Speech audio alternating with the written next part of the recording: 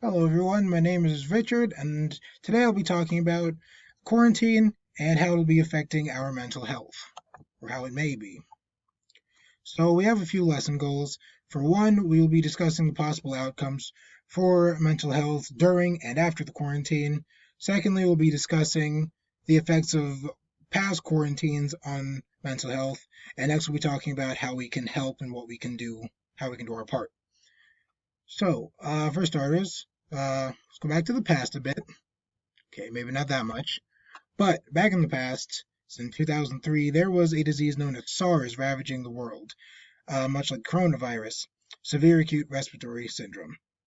According to a study done by NCBI in 2004 in Toronto, Canada, many of the people who were affected by the quarantine in that country uh, ended up having increased rates of depression, PTSD, and also anxiety symptoms. There weren't many correlations regarding marital status or anything like that. However, there was a correlation showing that those who made less than 40,000 a year were the most affected mentally by this.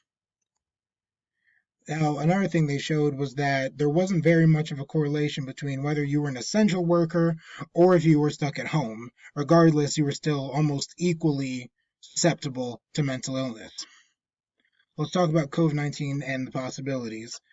So, according to Dr. Stephen Haynes of Psychology Today, he surmises that there might be a challenge of meaning.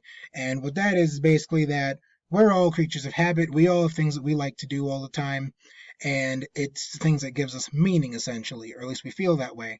And with us not having access to doing said things, we might start to shift into anxiety, depression, or if you like eating as much as I do, obesity. Um, Another thing that may happen is agoraphobia. Mayo Clinic describes agoraphobia as a fear of going outside, as it may cause some sort of panic or that you may be in sort of inherent danger. And seeing as how we are in a time where going outside can be dangerous, it's fair to assume that agoraphobia rates may go up. That being said, causes fear. We're all afraid of being infected. There's a high chance that that could play a role in this. The rush to adjustment, we came from spring break immediately into this. We weren't prepared. Prolonged confinement, as we've seen in the past, has had adverse effects on mentally. And nextly, I'll say habits. Whether you prefer the bottle or the blunt, we all know that in excess, it's not exactly the best for mental health. As much as college students, we hate to admit it. In addition, there's been plenty of infighting throughout several countries among families. In fact, the divorce rates have actually gone up in several countries, including the US.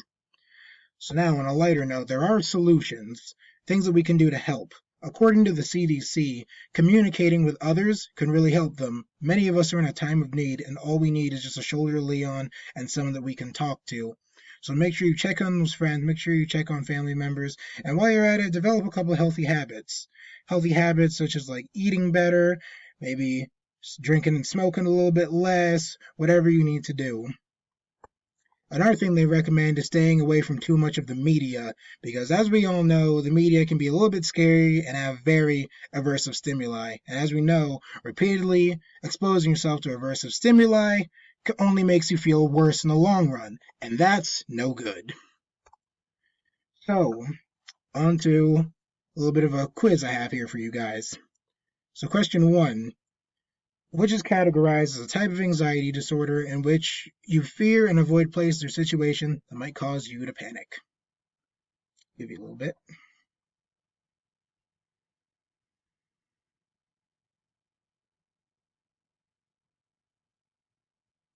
If you said agoraphobia, you were correct. Now then, question two, which of the following is a possible mental health issue that could arise from the quarantine?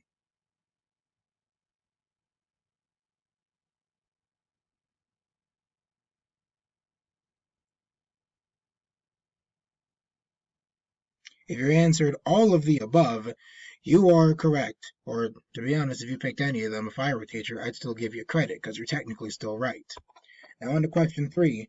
Which of the following have already increased due to COVID 19?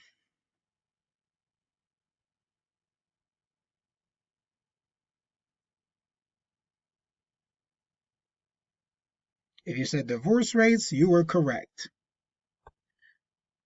All right, everyone, these are my references. Thank you so much for your time. Thank you for watching my video. And as always, stay safe.